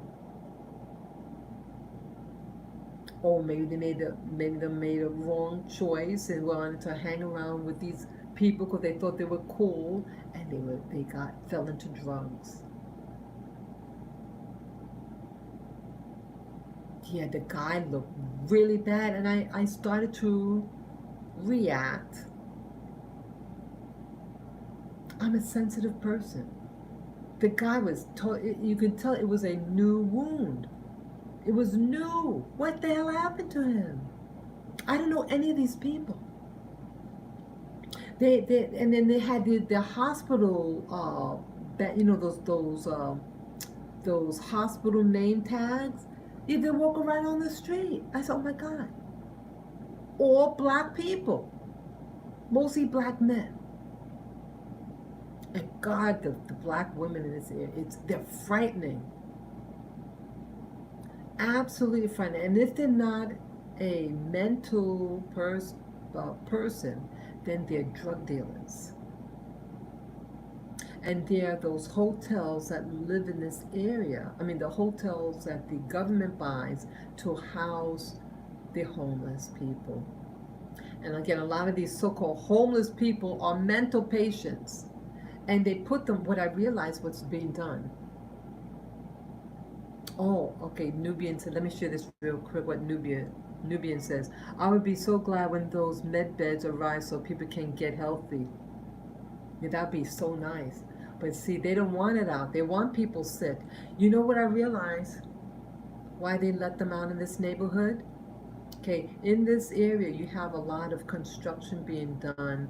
They want to make this part of New York City a place for the rich, and the very poor. They're going to be living in it's going to be either you're rich or you're poor. The middle class and the wannabe wealthier group, they're being forced out. And so they're going to bring in and usher on board the new nouveau rich.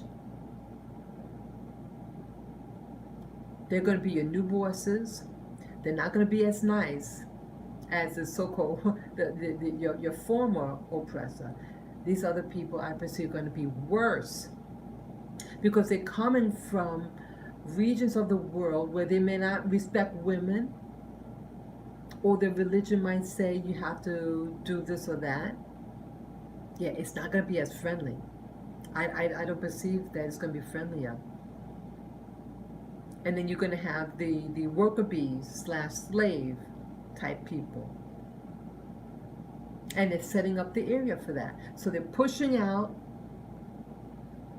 the very poor, the middle, that could have, that's been here for a while. The rent is cheap. They're pushing them out. They're using the violence. They're putting in the homeless people. In 2020, the police department told me that they had put in, not they themselves, but the city of New York put in 4,000 homeless people slash mentally ill people out on the street, out to live in those abandoned, now hotels for the homeless. And then you just see them hanging out on the street doing mischief. They did it on purpose. And then they're being triggered.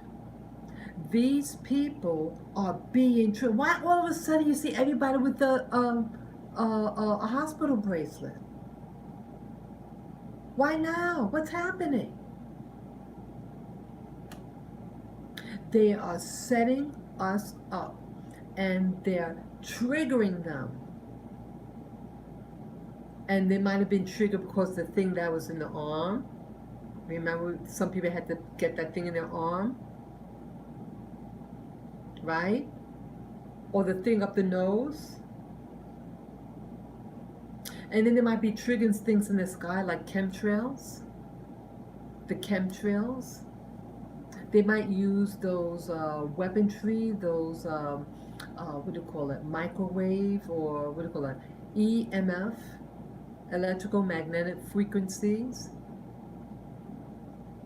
Yeah, Nubia said I was getting ready to mention that. Yeah, they're triggering these people through external stimuli. And when they want to turn up the heat, they turn up those devices. They turn it up, and then boom. Why is this more violence now? You can get if you're without a job, you can get food stamps. You can get this what do you call it, welfare. You can get that. So why they're on the street? Just a moment. My camera is losing power. I have my what do you call it? My cord inside my charger. Oh wait a minute. It might be up here. Wait a minute. Oh, it's right. It's right here. Yeah, the power's gonna go off.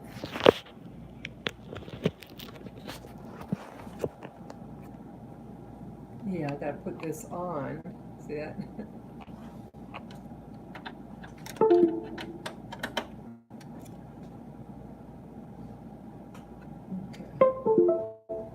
Okay, sorry. Well, yeah, this is I had to plug in my device there. Yeah, let me get some water quick. Mm.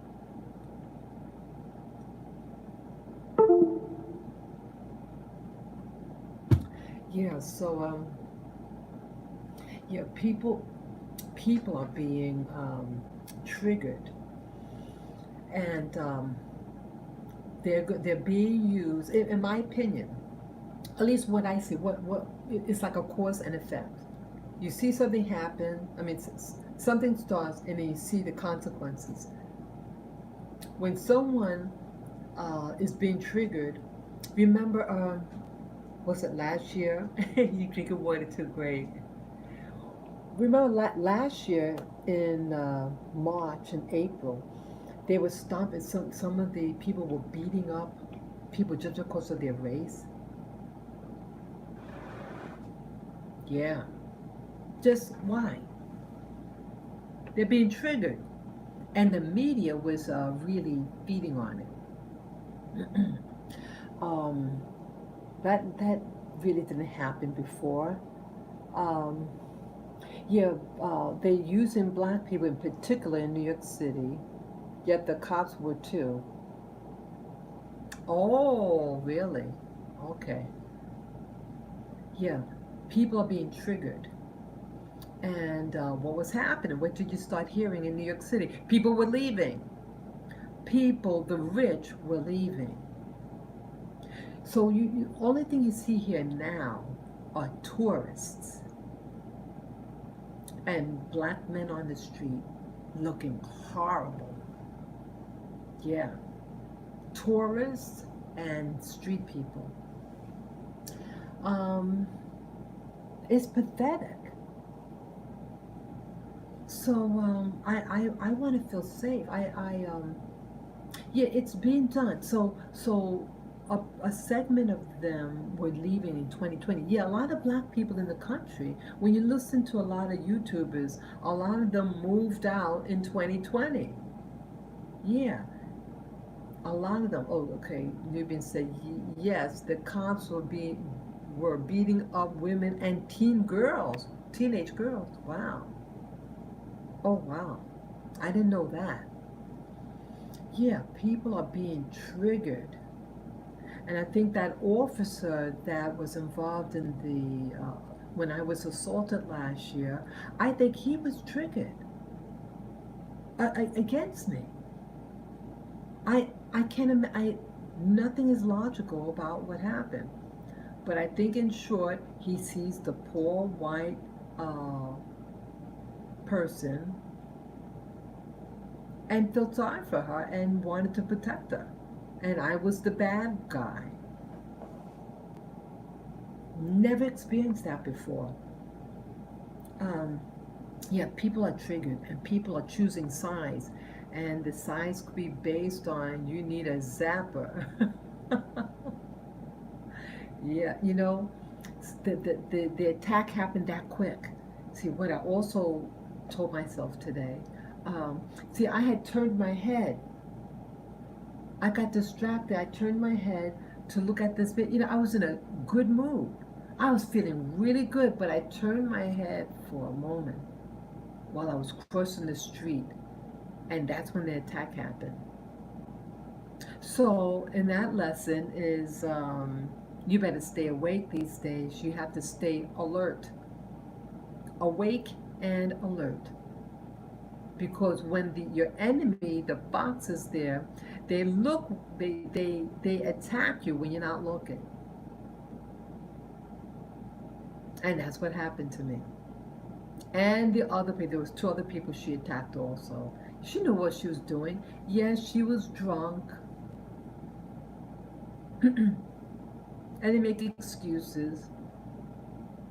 Keep your head on swivel. Yeah, I had a look. I was just, see, I wasn't,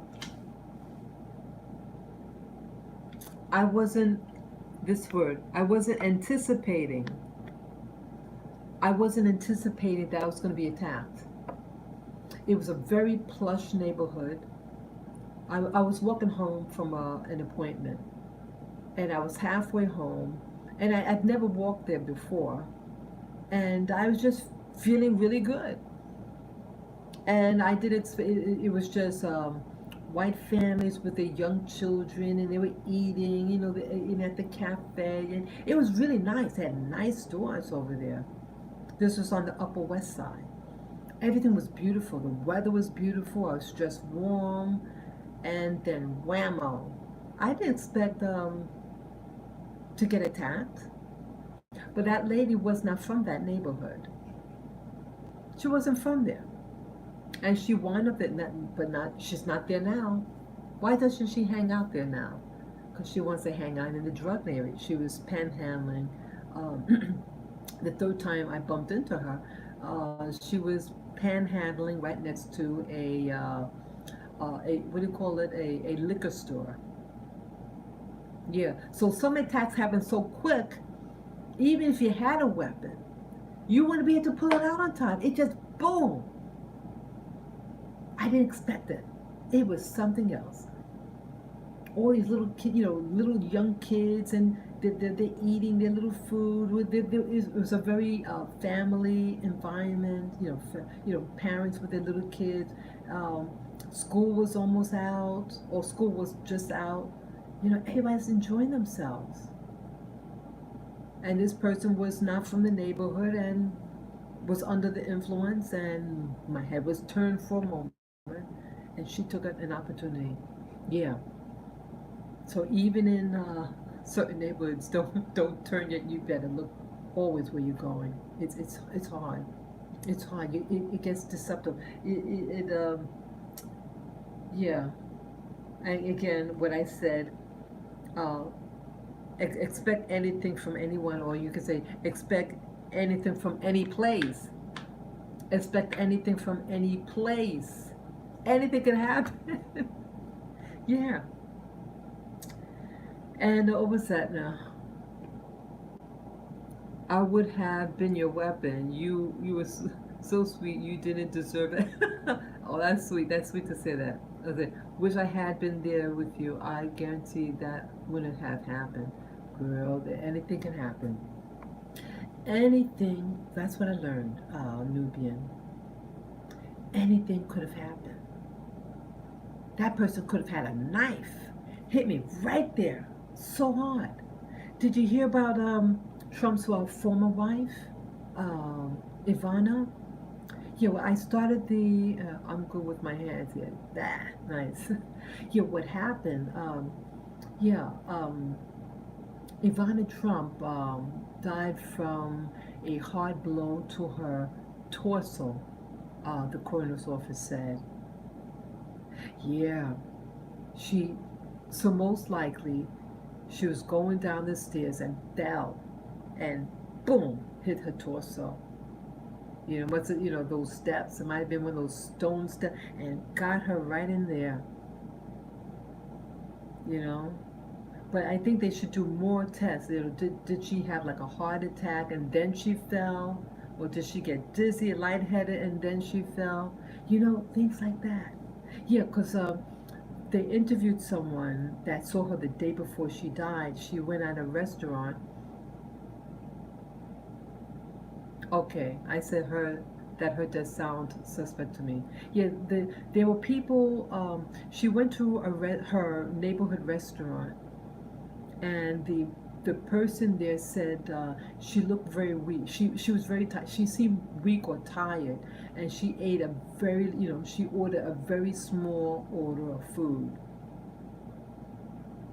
And there was a video of her that was taken in March or April of this year, and she seemed very slow and tired. She's you know she seemed weak, and so anything could happen. I started to cry. I guess I felt a little vulnerable that we can all anything can happen to any of us. You fall the wrong way. My neighbor, let's see, I hope she didn't get the jab. Yeah, yeah. They said that she was afraid to go outside she was afraid to get sick. That would have been interesting. I hope they really do a thorough, because they said she was feeling very, she seemed a little weak. Now this was someone they said was, she was a what do you call it? She did skiing, but more in a competitive mode, skiing. So this was a healthy, a really vibrant woman. At least back in the day, you saw the pictures of her, videos and pictures of her from the 80s and 90s. She was very slim. She looked like a healthy woman. But yeah, she had another husband. She had remarried, and that husband died earlier this year, and they said that it depressed her. So maybe she was grieving. Maybe she wasn't eating properly. But she was to go out with her girlfriend yesterday to go to some fancy city somewhere in the United States. Yeah. Her friend spoke on her behalf, says, yeah, we were gonna go out today. I mean, yesterday, and it never happened. She fell. I think what happened, she fell.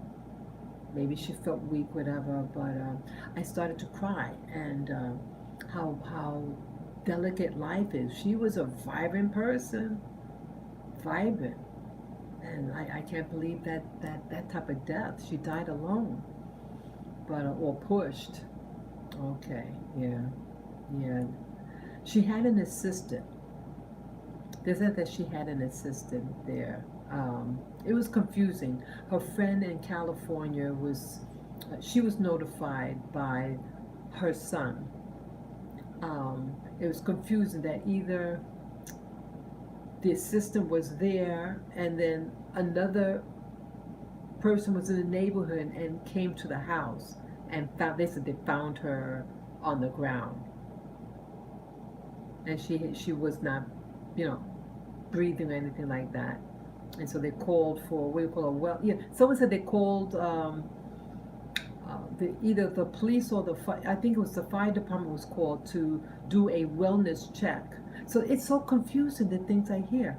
You do a wellness check when no one's responding to the door. So the friend living in California could have gotten a little confused on what she was saying, but maybe what she meant to say was um, that maybe they called and there was no response. So the friend was in the neighborhood and went to check on her, someone that worked with her.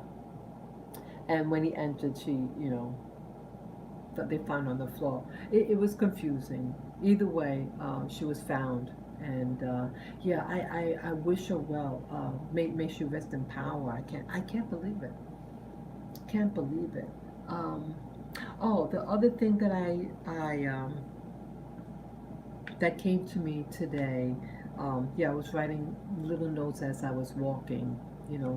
Trying to minister to myself. I said, "Be what you want to see. Be what you want to see. Be what you want to see." And that's similar to this other expression, be the change that you want to see. But I said, be what you want to see. So like I say, like I wanna see pretty things, whatever. I said, well, maybe be that rather than looking for it. You may never find it. May never find beauty in the street because it's dirty. Well, I can at least keep my house clean. I can keep myself clean and pretty. I can do things for me that I can control. I can't control out there. I can't control it. So be what you want to see. Yeah, rather than being all impressed because you're seeing someone wearing something really nice. Hey, I can wear something nice. I can look at myself. Yeah, I could enjoy looking at myself. I don't mean in the vain sense. I don't mean that. I never say. I don't mean it like that. But sometimes people look at other people and say, "Boy, I wished I looked like that," or "Boy, I wish I." You can do it for yourself. You can do it for yourself. Yeah. Rather than always looking outward, you can look at things for inspiration. Yeah, you can be inspired by others to encourage you to do something more with yourself. And maybe I can just fix up my place here. I mean, I mean, where else could I get, you know, I know, I mean, you have everything here in New York City. I am really spoiled by everything here. I've been here for over 19 years, over New York City for over 20 years. I mean, it's my home. But right now, it's going through changes. It's going through severe changes. See, okay, yeah. So I had to do a lot of soul searching. So I think with these things that I wrote down on the pad, I wrote three things here. I'll repeat them. Expect anything from anyone. Okay, so that's with dealing with people. Anything can happen. You think because what the person looks like, or dressed like, or talk like, or what type of job they have, that they're a certain way. Well, they could be anything. They could be a serpent, or they could be a dove. But expect anything from anyone. That anything could happen. And then number two was be love, never follow it. Don't follow love, but be the love, and have love emitting from yourself. So you're never in a state of trying to seek it, be it. And then I said, be what you want to see. So if you want to see beauty, you want to feel beauty, do that. That means to eat right, eat foods that promote your body. Yeah, I had homemade soup. You find also people who cook their own food live longer. People who cook their own food at home seem to live longer. People who eat out are generally overweight and are sickly. Start noticing that. Ask the next person that you see that's sick. Hey, you ask them, hey, how often do you eat your meals at home? What percentage of the time do you eat at home? Your meal, of all the meals you eat for the week, what percentages of that food, or the quantity of food, do you eat at home?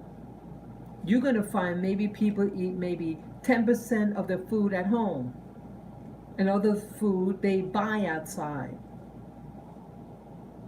Most people, especially poor black people, hardworking black people, we we buy our food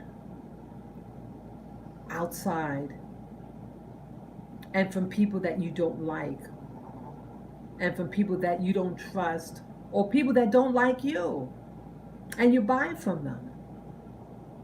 Don't you ever wonder what they're doing to that food? Do you think if they don't like you think they're gonna use clean oil? They're gonna, those black people will eat shit, and a lot of us do. A lot of us do. Start cooking. I mean, I love eating out. I like eating with people. But I see that wellness is your responsibility. Wellness. Wellness is not your doctor's responsibility. It is your responsibility.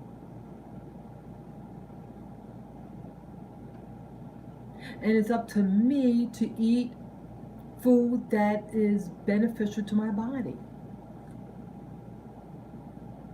It's my responsibility. It's not my doctor's responsibility for health. So people, I'm only going to go to the doctor once or twice a year, but everything in between, I'm going to do all these bad things to my body. So what's the use? Stay at home and save your money from the doctor.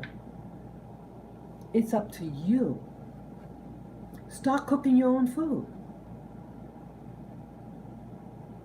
Start cooking your own food. And you know what else? Try not eating late in the day. Don't eat, like some people eat like 9, 10 o'clock at night, and then they go to bed. So you go into sleep with a lot of food in your stomach. And then you wonder why you're overweight. I mean, I picked on that a little bit. Yeah, I was staying at home a few times. And sometimes I start to eat when I'm at home, staying at home. And binge watching videos, Okay, I see that you sent an attachment, Davis. Okay. Okay, I see that a message prompted on my phone that you sent a message. Okay. Yeah, I have to do tummy exercises. Something. I'm getting a little belly. I don't I don't want that. I don't want that. Yeah, so I want to walk. And I find something else, like I might walk, and then when I come home, I feel tired. and sometimes feel so tired that I want to eat a lot, you know. Yeah, and I have to stop that because I'm defeating my whole thing. I'm doing all the walk and then I eat like a horse when I get home. So I have to be careful. So I'm drinking a lot of water. You know, you could put a little, I have to put a little sea salt in here. You know, let me get more water.